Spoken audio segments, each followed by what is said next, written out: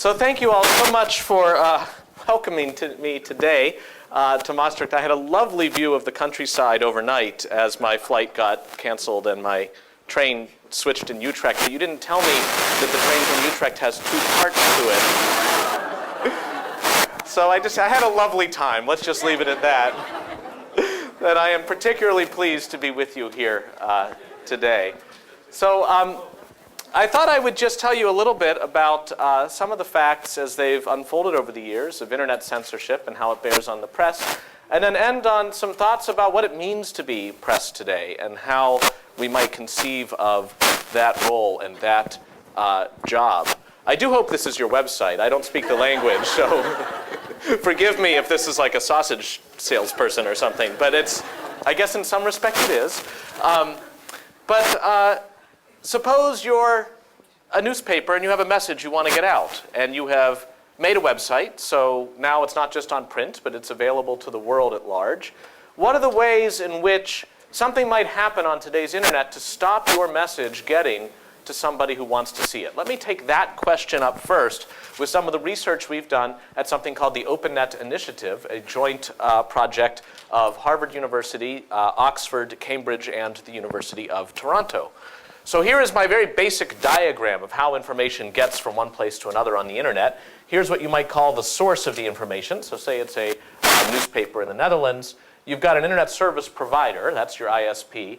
That usually has an internet service provider, and that usually has an internet service provider. So it's like this Matryoshka dolls from Russia, where it's like, you know, Lenin and then Yeltsin and then whoever.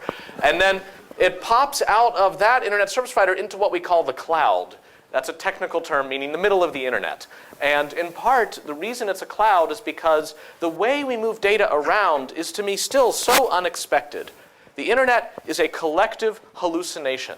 If we wanted to move this laser pointer to the back of the room, the usual way to do it would be to ask someone to do it, maybe even pay that person. And if it didn't get there, we'd know who to blame for the failure. That's the way the post moves from one place to another.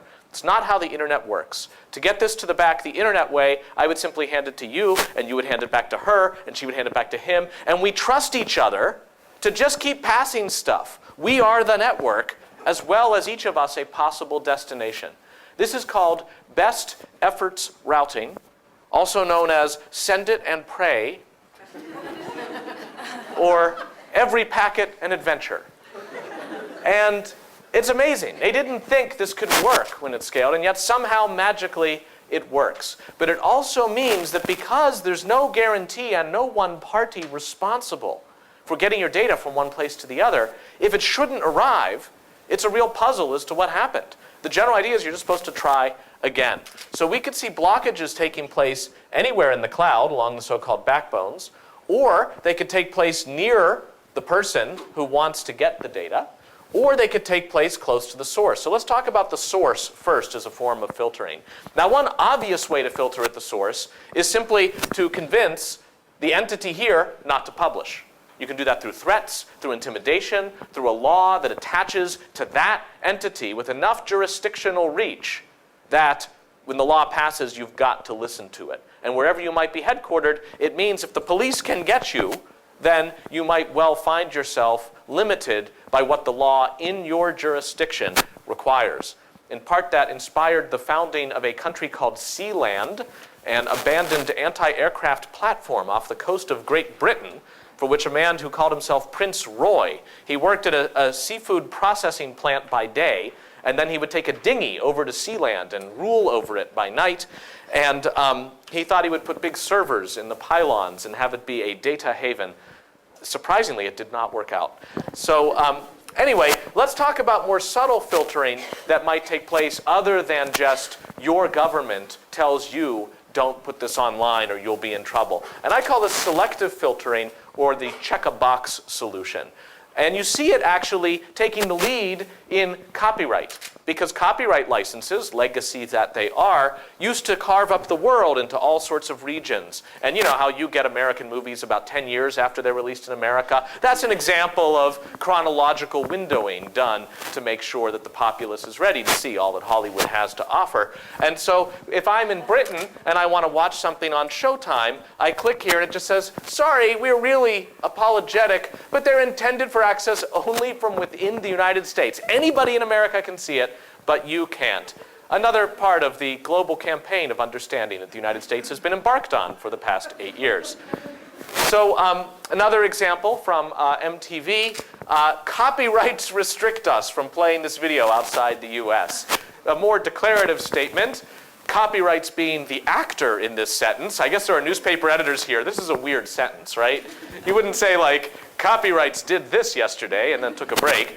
But in the meantime, you can't watch the video unless you engage in some clever tricks. Now, getting into the journalism zone, we see this with the New York Times. So at one point, the New York Times had a front page story about a trial that was upcoming in Britain.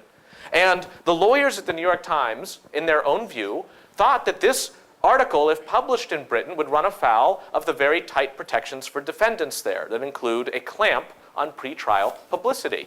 So the New York Times, on its own authority, simply made it so that if you visited from the United Kingdom, which I was doing, you would see this. On advice of legal counsel, this article is unavailable to our readers in Britain.